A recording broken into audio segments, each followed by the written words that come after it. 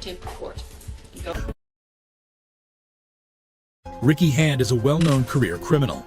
Ricky has served sentences for a string of armed robberies, totaling more than 29. However, he was in court for attempting to rob a drive-thru store. The store owner saw Ricky coming through the back door from the security camera. Yeah, this is John's drive-thru, West Main Street.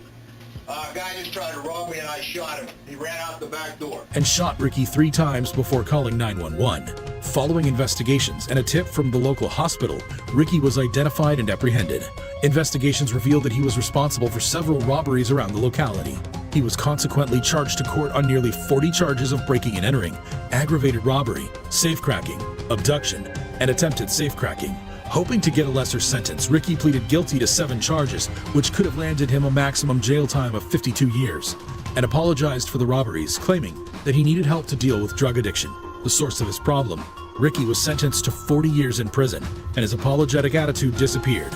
He asked the judge if he just gave him 40 years, and when the judge confirmed that, Ricky reached inside his arm sling where he had concealed 4 bottles of his feces and urine. Ricky threw the bottle at his attorney and 4 deputies, but was quickly subdued before throwing the bottle of feces at the judge and other people in court.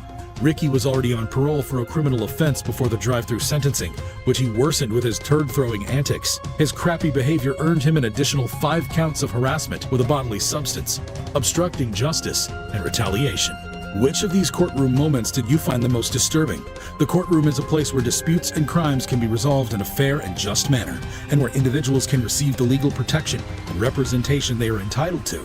Imagine being in a courtroom and witnessing the moment when a convict is told they will spend the rest of their life behind bars. Click this video to watch some of the craziest convicts reacting to their sentence of the rest of their life being spent in solitude, and subscribe to Courtroom Consequences.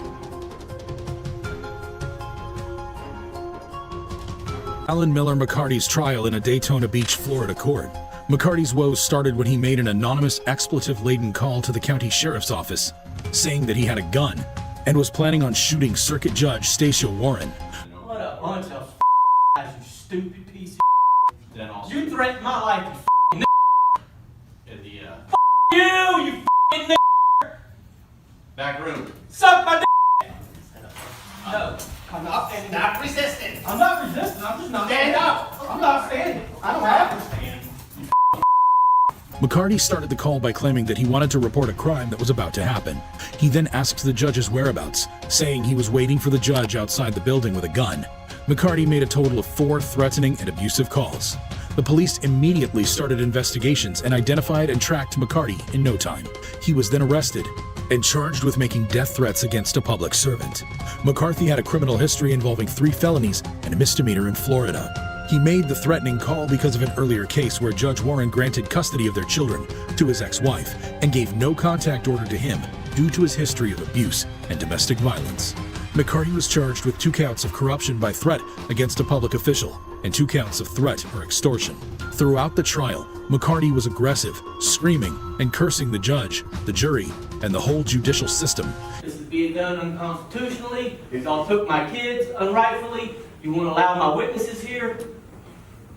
You won't allow my paperwork. Y'all took all my court paperwork. And when they all come in here, I'm going to say the same thing. So let's bring them in. Quit wasting my time and bring them in so I can tell them the same thing. He screamed that he wasn't allowed to provide evidence, shouted that his attorney was being docile, and yelled that his children were being unfairly taken away from him. At one time, McCarty invited Circuit Judge Matt Foxman to perform oral sex on him, to which the judge politely declined, stating, quote, "I prefer not to, sir." McCarty then replied that the judge has the mouth for it. The expletives and distractions got so much that the judge threatened to tape McCarty's mouth. However, he didn't carry on with the threat. Instead, he ordered McCarty to be removed from the courtroom.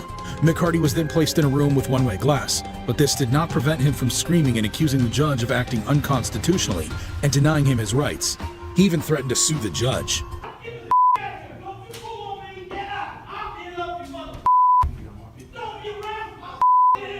Finally, McCarty was sentenced to 20 years in Florida State Prison, with an extra 10 days sentence for his profane outbursts, which constituted contempt of court.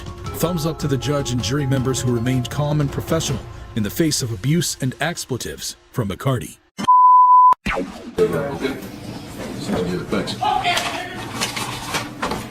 Adam Satterley made headlines in 2016 when he used a racial slur against a black judge presiding over his case. 36-year-old Adam was in Jefferson Circuit Court in Louisville on a bond hearing related to drug charges. Judge Olu Stevens revoked Adam's bond on several methamphetamine charges, meaning that Adam would return to jail. As Adam left the courtroom, he shouted a racial slur at the judge. Judge Olu wasn't very pleased with that and called Adam back into the courtroom. Sally, before you go, get the sheriff right. You can indulge me 1 second. Yes, sir, of course. Can you knock on the door and tell the sheriff to bring Mr. Is that guy? Satterley? Bring him back.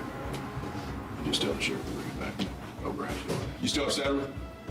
You bring him back. I apologize. Just give me 1 minute.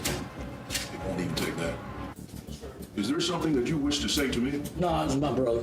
Oh, was that to your brother? Because Yes, I sir. heard you say a racial epithet. No, I didn't mean it like that. Oh, you didn't mean it like No. that? Well, I'll tell you what. I'm going to hold you in contempt of court for having said that.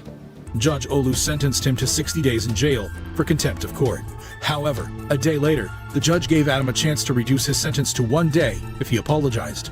Adam gratefully took the opportunity and apologized, saying that the racial slur was intended for his brother. The judge stated that he couldn't see how the racial slur could be meant for his brother and that it was disrespectful to use such language in court, but he accepted the apology. He then went on to reduce the sentence from 60 days to just 1 day.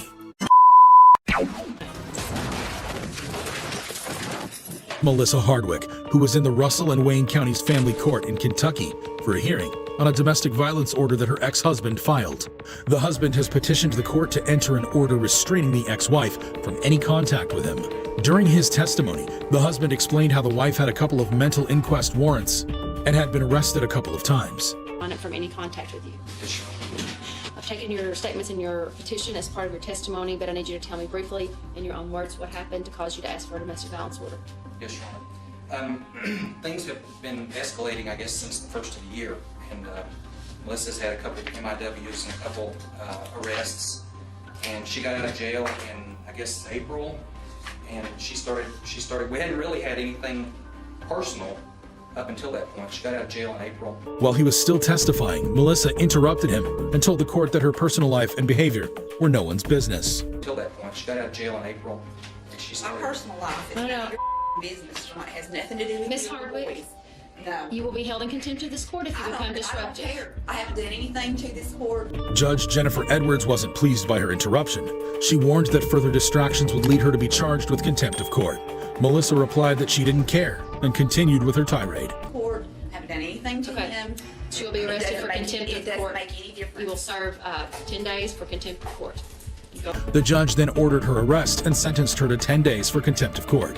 Still, just as the sentence was leaving the judge's mouth, Melissa charged at the judge, throwing herself over the desk with fists out. However, she was caught in time by the court security officers. If the judge was entertaining any thoughts of her being nonviolent, she showed otherwise. Melissa was eventually sentenced to 120 days in jail for contempt of court and was charged with third-degree terroristic threatening, intimidating a participant in the legal process, and resisting arrest. Her ex-husband's petition for a restraining order was also granted. You guys can suck my. You guys can suck my. Okay, I'm being dead ass real. Suck $125,000. You do not challenge, repeatedly curse, and tell a judge to commit sexual acts on themselves in a pretrial release hearing, unless you are Christopher Coleman, a South Florida man who is being held in jail on 2 counts of violating restraining order related to his ex-girlfriend and on charges of aggravated battery against his girlfriend. Christopher appeared before Judge John J. Hurley for the bond hearing via video. I think I remember you from before coming into this courtroom. Yes, sir. I'm out. I remember.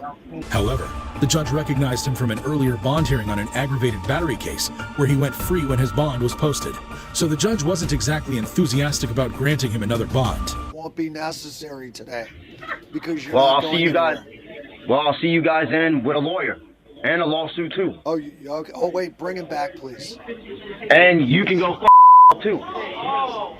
Unfazed, Judge Hurley set Christopher's bond at $250,000. He then revoked the bond when Christopher stated that the amount was not a problem. He then sentenced him to 364 days in jail for contempt of court.